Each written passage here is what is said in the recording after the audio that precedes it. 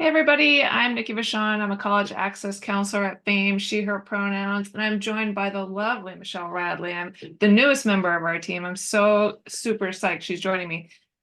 She's going to be joining us in just a little bit, but we're going to talk about the FSA ID creation and troubleshooting. And I honestly feel like this is the jam. Like this is the stuff when people have any issue with the FAFSA, I feel like it all goes back to FSA ID. So we're just going to talk about the basics, the creation process, things to look for.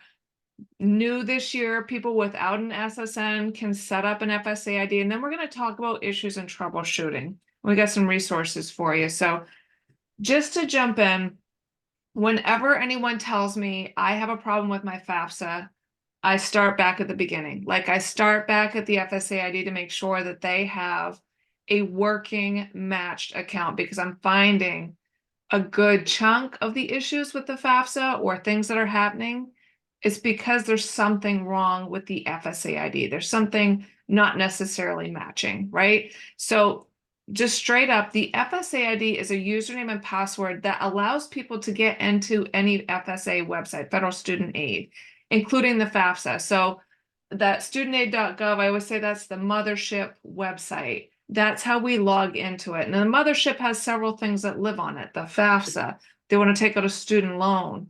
10 years down the road, they need to change their loan repayment plan. We need to log into that site in order to do all that stuff. So this is something we're going to use over and over again for maybe the next 14 years. So when we set this up, we got to have a really good foundation. Okay. So keep in mind that this is also with the new FAFSA. It used to be that we could link out to the IRS and pull in tax data. Well, with the new FAFSA, contributors, students, parents, spouses, are giving permission for the IRS to send their data to somebody else. They're sending it to the college, right? This username and password is your legal signature saying, yes, IRS, I approve. You can send my data out. So I want to highlight this because I think in the past, the FSA ID, when it was set up, they allowed for sort of a fuzzy match. And what I mean by that is, like, if someone got their date of birth not 100% correct, like maybe I got the right month and year, but not the right day when I set it up, like they were cool with it, right? So maybe I could use my FSA ID in the past, but I think something got tighter, some restrictions got tighter, so that folks in the past who use their ID maybe now can't. So I always want to send people back to make sure everything in their profile is accurate, 1000% accurate. I'm going to show you how to do that in a minute. So I think that's one of the additions that have made this use of the username and password, that FSA ID, a little bit harder. When you set this up, your legal government name, your date of birth, and your social security number are all sent to Social Security to make sure those data pieces match, right? And I'll show you how to see if that's been done. But that's why when someone says, I don't know what my ID is, I set it up, I'm going to just create a new one. Well, you can't, because it is tied to your information already. So if you can't remember your username or password, you don't have access to that email that you set up, so you can't receive a code anymore, we have to untangle it. We can't have you go create a new one because it's already tied to you personally. And to lead us off, the FSA ID is created at studentaid.gov, and this is where I'm going to hand it over to Michelle, and she's going to talk about the whole creation process. So take it away, Michelle. Awesome. Thank you, Nikki. So yeah, like Nikki led into, I mean, we all know that the new FAFSA's, a roles-based form is what we're calling it. So determining who those contributors are leads right back to which parent needs an FSA ID. So figuring out those household contributors, you really want to look at if you're considering a dependent student, if the parents are divorced, separated, never married, don't live in the same household, is kind of one of those first situations that you look at that might be a little bit trickier in terms of determining which parent ends up on that FAFSA and subsequently needs that FSA ID. So in that situation, you're going to want to look at the the parent that provides, so sorry, my cat is right in the way, which parent provides the most financial support. And that will be the parent that is both required to have an FSA ID in the situation, as well as provide their information on the FAFSA for their student. Similarly, once you've determined which parent that is going to be a contributor, you need to consider that piece of if that parent has been remarried on the day that they are filing the FAFSA. That piece is really important and is, typically pretty unpopular, but we like to bring it up and make sure people think about that even with some amount of forethought, because that new parent who is in the situation, who is married to the one who is providing that information on the FAFSA, will also need an FSA ID and to provide their federal tax information unless a joint tax return was filed in this year, 2022. Do you want to go forward, Nikki? Thank you. So a little bit of a simpler situation in determining a parent contributor. If the parents are married and filed jointly, you'll really only need that one of the parents to create an FSA ID and to be a contributor on that FAFSA form. This is because basically one parent is able to provide that consent and approval to bring in that tax information onto the FAFSA form. So two parents, not necessary. In a situation in which the parents are married, but they file taxes separately, this is, or in a situation that they live together but aren't married, this situation will need both of them to have FSA IDs and contribute to the form for the same reason, really. They don't have the ability to provide consent on behalf of the other parent to pull in that tax information. If you want to scroll for me, thank you. And so this is really where you'll go in terms of creation. You're probably very familiar with this web page, but you'd go ahead and either click that create an account to get started or log in if you already have an account and you're ready to file that FAFSA form. Alrighty, and then looking at the actual steps, looking at the actual steps of the FSA ID creation process in terms of what documentation will you want the student and the parent to have access to and be ready to provide when they're sitting down and getting ready to create an account. So the big three pieces that we always like to point out to have checked, double checked, and triple checked is legal name, date of birth, and social security number. Mila alluded to these things in the beginning keynote, but it's really important that these information are double checked because they are used in the matching process with the Social Security Administration. And Nikki talked about this a little bit too, with everything being a little bit hairier this year. We've noticed that even very minor things will cause a hiccup in that matching process. So it's always good to have the individual pull out their Social Security number and double check that information is correct, or even confirm with their parent that they aren't using an abbreviated version of their name. Nikki will also talk about a little bit coming up to other things that might cause hiccups along those lines, but we'll leave it at that for now. The individual will also need to provide permanent address information. This information can be updated and isn't used in the matching process as long as the individual has a Social Security number. And we'll talk a little bit about that too, what it looks like for an individual who doesn't have a Social Security number, who's setting up an FSA ID. And next, they will also need to provide and have access to a unique mobile phone number and or an email address. What we really suggest in terms of this when it comes to the email address piece is, you've probably heard it before, don't use your high school email address, don't use a work email address, don't even use a college email address, because these are likely things that have more unpredictability in terms of being able to be accessed 10 years down the line, which you may very well need if you do eventually take out student loans or the like. You'll also go through a process of selecting and answering 4 challenge questions. I really like what Nikki actually had to say. She reminded me of this last time, but it's, don't select that challenge question like, what's your favorite color? Because that is one that is prone to change. Honestly, don't really know why they even offer that one. There are definitely a lot safer bets, so we usually steer individuals away from selecting that question. And then lastly, you'll set up a username and password. And we like to provide families that we're working with the sheets that we have on the left-hand side of the screen here. These are really awesome record-keeping documents because obviously you're going to have need to have access to this information well into the future, but it's also difficult to hold on to this and continue to have access. We see that year after year going through this FSA ID recovery process. And even though it's awesome to write it down on your phone, it never hurts to have it in a couple extra places. Another piece that we're seeing this year, and something that's going to be required every single time you log into your federal student aid account, is two-step verification. So this is something that individuals will have to set up when they're going in to create their FSA ID. So there's three major pieces that they can use to set that up, two of which we already talked a little bit about. So that mobile number, so they can receive a verification code via text to set that up, as well as email address, receiving a code there. There's also the option to set up an authenticator app as well. Thank you. And then lastly, we like to talk about the backup code. So the backup code is something that's used for one time, that's auto-generated at the very end of the creation process of the FSA ID. So we always recommend that student or a parent go ahead and write that down, again, knowing that it's only good for one-time use. The backup code is generally used in a situation in which an individual wouldn't have access to an authenticator app, their mobile phone number, or their email address, so they don't have any way to complete that requirement of the two-step verification.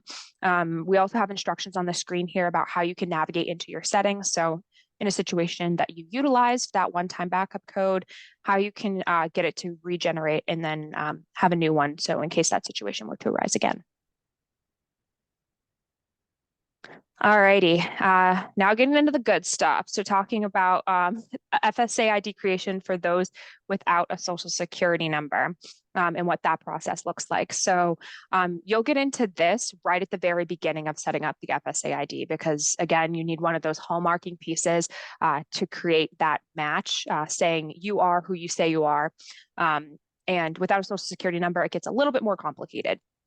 So these are a couple of screen grabs that we have from the process if you haven't had the opportunity to work with an individual yet who doesn't have a social security number and is working on setting up an FSA ID. But you can see on the bottom of the left-hand side there, there's this blue basically drop down in caret that you would go ahead and click if the individual doesn't have an SSN, which would then bring you to the middle screen, prompting that basically a social security number is required for all individuals unless they are in one of two circumstances, one of which being a citizen of the freely associated states who needs to complete that FAFSA form, or in a situation that you are a contributor to a FAFSA form in the form of either a parent or a spouse who does not have a social security number. If one of those situations apply, you're going to go ahead and click that I do not have an SSN box, and then it will double check with you one more time that those situations apply before having you move forward. Sorry about that, Michelle. Oh, no worries. Thanks, Nikki. All righty. And then what will happen from there after you've confirmed that this situation applies to you and you've worked through the create account piece, you will receive between 1 through 4 knowledge-based verification questions that are provided via TransUnion to help confirm your identity and create that match for your FSA ID. After those questions have been answered, one of two things will happen. You will either pass that verification process or you will fail that verification process.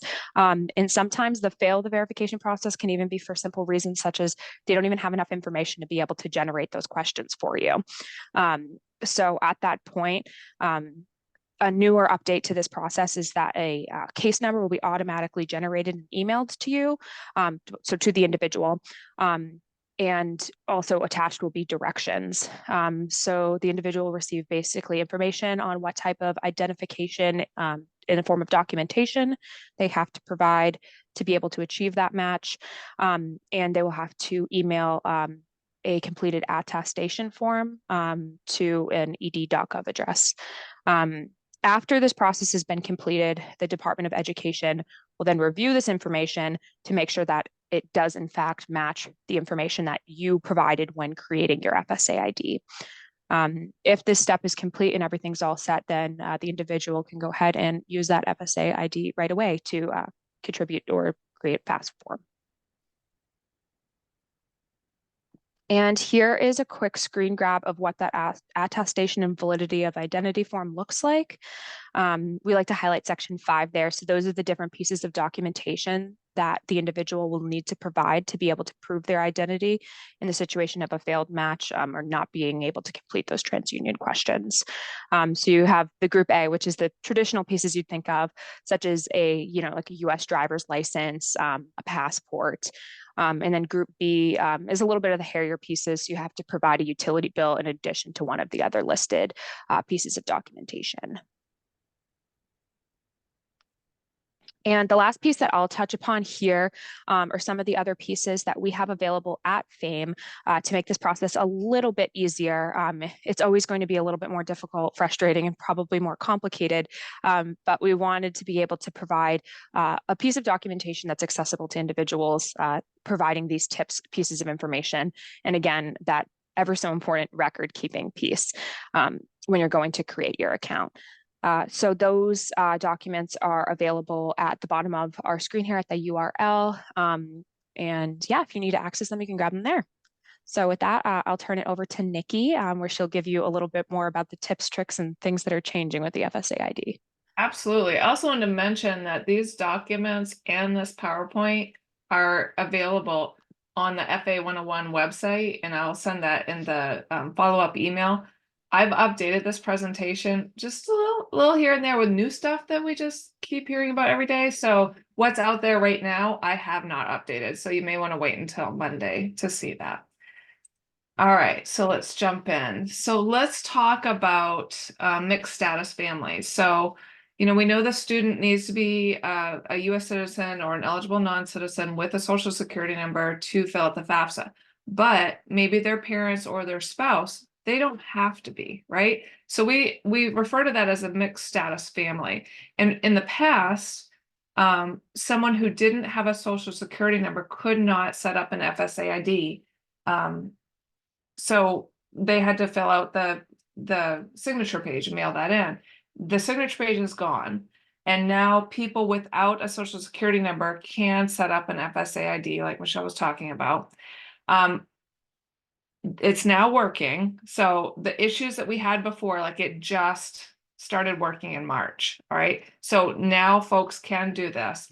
But here's one of the things they found when getting that to work is that people without a social security number, that match with the IRS is not working. So realize when you are working with someone who doesn't have a social security number, they will have to manually enter their tax data. I get a lot of people calling me saying, why are they they've got an FSA ID, it's matched, everything is working. Why do they have to manually enter their tax data? It could be because of this. They don't have a social security number.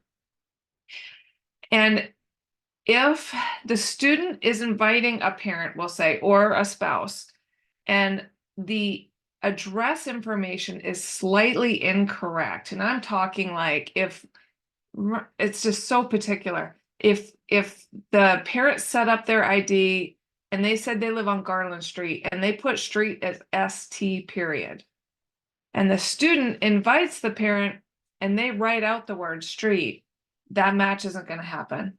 Like they're not going to get the invitation. It's not going to happen. Resolution is in the works and should come in the coming days. That update of coming days was March 13th. Haven't seen anything yet. If anyone else has, please unmute and please share. Another thing is that the federal student aid is recommending that the student start the FAFSA and invite the parent. That seems to be working well with this population. So if they're doing that, just make sure that address matches exactly what the parent or spouse has set up in their FSA ID. So it has been that every time someone logs in to studentaid.gov, they get an email that says your FSA ID information was changed. From what we're hearing, that this is supposed to be an email that goes out that just says someone logged into your account, sort of a security measure. Except they haven't updated the wording. So we got a bunch of calls saying, I didn't change my information. I don't know what's going on. I think this is just such a small fire. They're not dealing with it right now. Until like yesterday, I logged in a few times and I didn't get this email. So I don't know if this has been resolved as of today, that they're just not sending the email right now. But some people were telling me they are still getting, so mixed bag there. Okay, so let's talk about issues and some workarounds that we have. If someone is setting up their FSA ID and they enter a space after their name, I see this a lot, and I'm not sure quite if it's just a typing habit people have, but if you have a space after the name, you can't move on to the next page for some reason. So when someone says, I'm stuck, I can't get through this page, make sure there are no spaces after the names. Sometimes we may see this error message when we are almost at the end, you guys, like we're so close to finishing, and we get this error message. I am 1000% sure that this is because the application itself has timed out. Like this is a timed application. When you start this, you got to go at a good clip. When I have someone who stops and starts talking to someone else, I'm like, please finish this first because you're going to have to start this all over again. This is a mixed message because I'm always like, please take your time, write everything down, but like go fast. So mixed message there. Also with the FAFSA or FSA ID, I'm finding like sometimes error messages happen.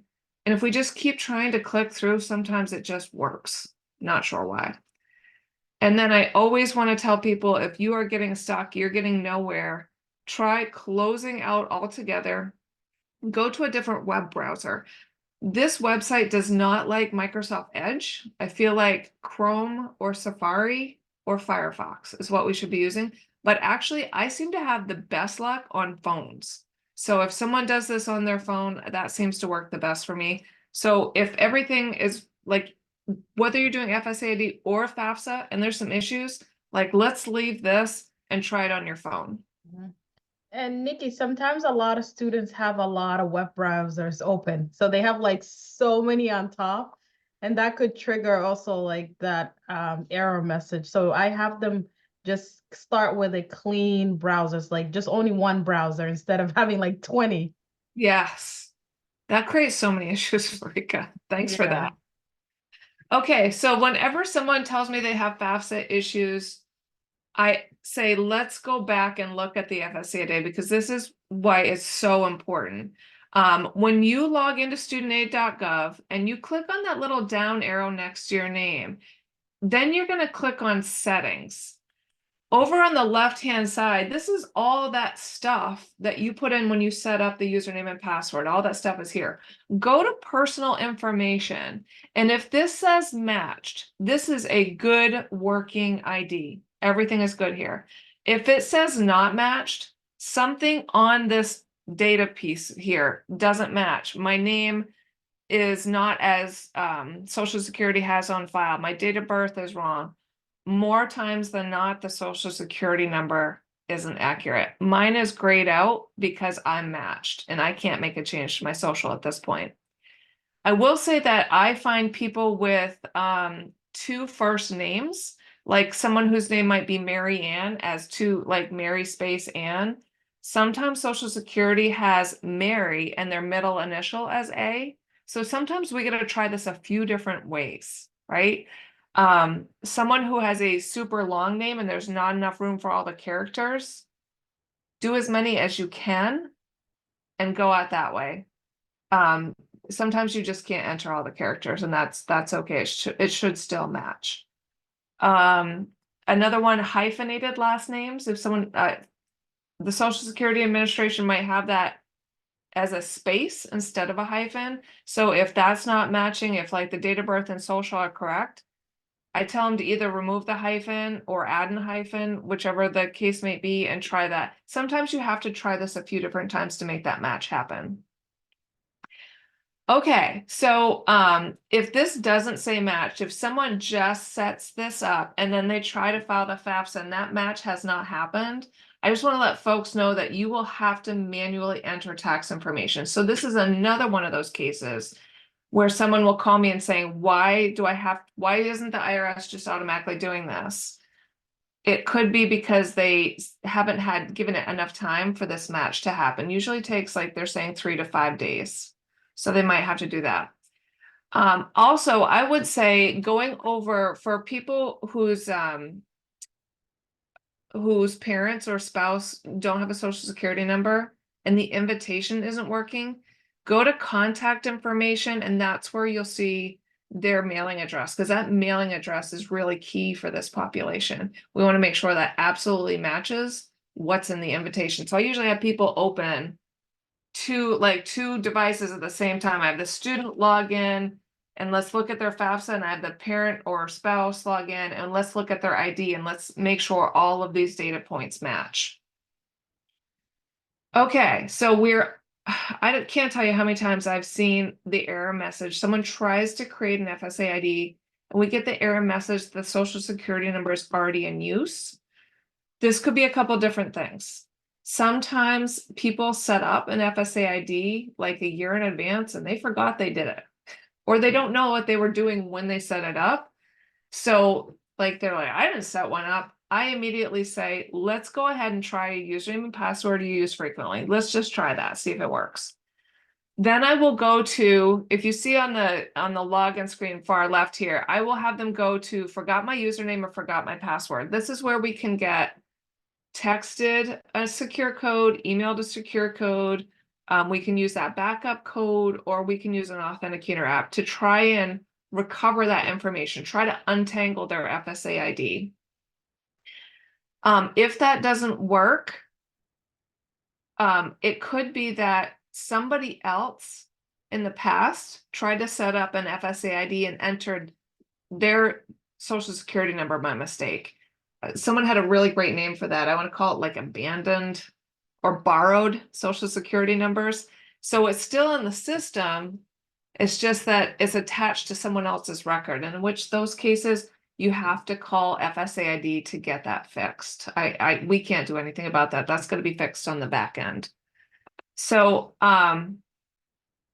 another new option I want to let you guys know is that if you forget your username, you can go to forgot username and you can see recover my account with a photo ID. And then you're going to go through these steps. You're going to get texted a link that you can upload a picture of a document like your photo ID, and you're going to get an email with a password to reset your link. Now I am Florica, you got to tell me about your experiences with this. I'm 50-50 right now. I was with a parent who did this and it worked immediately. I came home and tried this for myself and I locked myself out of my account and I had to call FSA to get it fixed. How are you seeing this happen? Yeah, I had experience with students who, if they have their phones, they can easily go in, they have no issues. It's 50-50. Sometimes it works, sometimes it doesn't. It depends on how the system is functioning at that time. But most cases, it's the simple things like making sure your phone is the back of your camera is very clear, that you can take a clear picture. And also just making sure that it's right, the picture is right in the square. It seems so simple, but it's those little things that makes it all big. But most of the cases that work, and most of the times nobody knows they're the challenge questions. So if the reset with the photo works, and also doing the email works. Most of the time students are really, they know their email, and most of the times they have the same phone number. So I think it just depends. They're all great, but it just depends what works mostly, but better for them. Yeah, I think this new way to recover is Yeah. great. I do love the photo one though, but I just think once they crack the code and just have it, because sometimes it works and sometimes it doesn't. Right. With everything new we're finding, it's going to take a little bit to work the bugs out, right? Yes.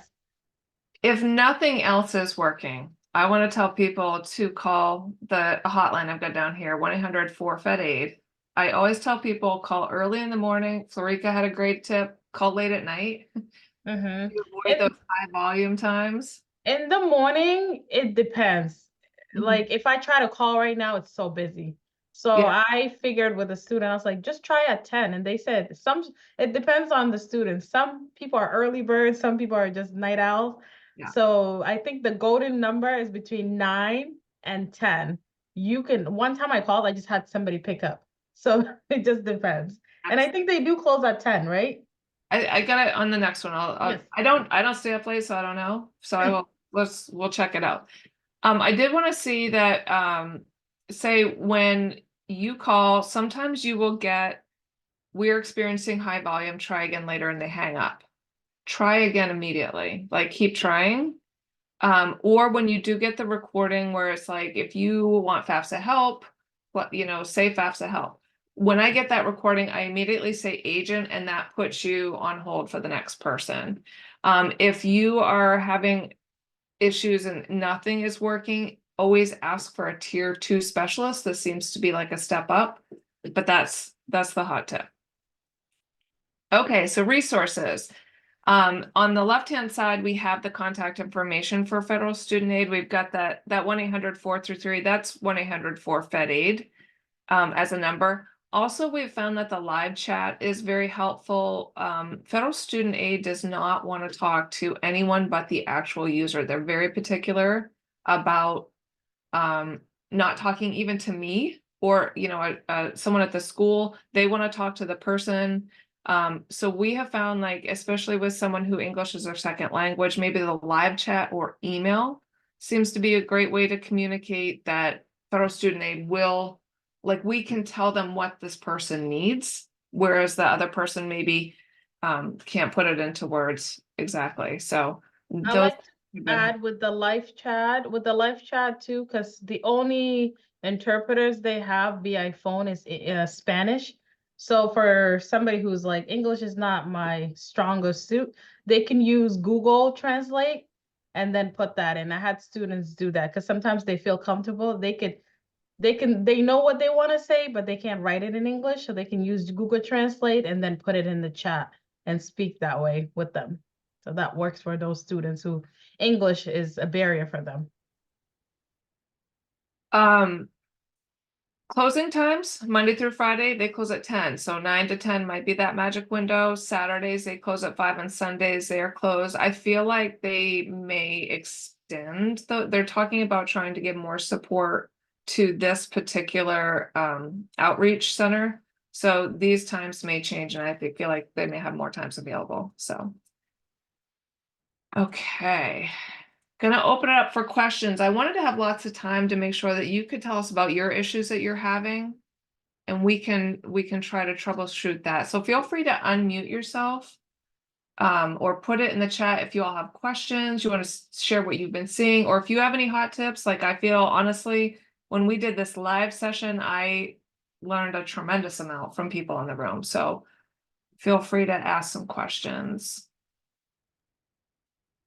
I would like to add to Nikki, because I remember from the live session, somebody talked about individuals without social security numbers sometimes use their WhatsApp number. Yeah. So, and that number is not recognized. So if somebody is creating an FSA ID without a social security number, and they'll use their international number, and they won't receive any text. So if they have an international number, just put an email. Just disregard the number at all if that's their case. So if they're using the WhatsApp app as their phone, which I think a lot of international students do, we're not going to put that in. Yes, yeah, let's just put the email, because they will not get the code. And if they verified that and then they're trying to log in, it's just going to cause some issues. So it's better to just have the email instead of, I did also have another issue recently where someone had set up their FSA ID, then tried to log into the FAFSA, and it would not let us get through. You are immediately asked, when you log into studentaid.gov, it shows you your contact information. This is designed so that if you've moved or your phone number has changed, you can update it right then and there. For some people, we could not get past that first screen. So we had to delete the address. That seems to work. We were able to log in. And then once we got in, I had them go right to their profile settings and re-add their address. So it's still there. That seems to be another. Honestly, I feel like sometimes we're just rubbing our face against the keyboard, see what works. Sometimes you just got to try a million different things.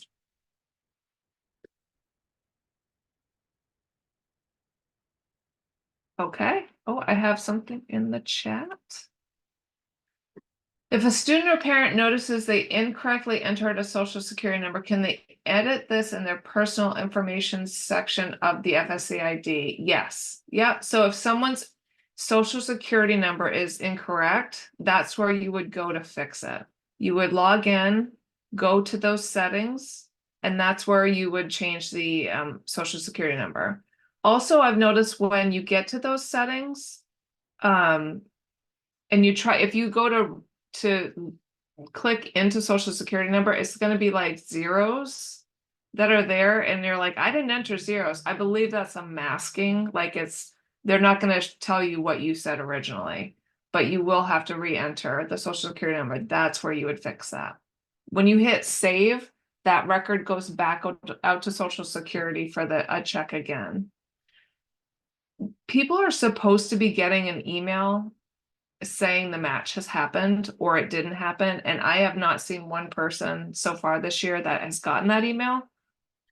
I had a parent who got in the email that the match happened, but then when we went in, the match didn't happen. And that was only one case, and we were trying to figure it out, but we ended up going, and I think this is where we had to look on the top, so the green part was hidden, so it was matched. So I think I had somebody call me and they said, well, I got an email saying it matched, and then I'm logging in, I'm not seeing anything, and the check mark, the match is so tiny that they couldn't see it. And then once we went back in, so if you're getting an email, just go back and just kind of, Go go back to that profile. Honestly, I go back to that profile so much. Mm-hmm.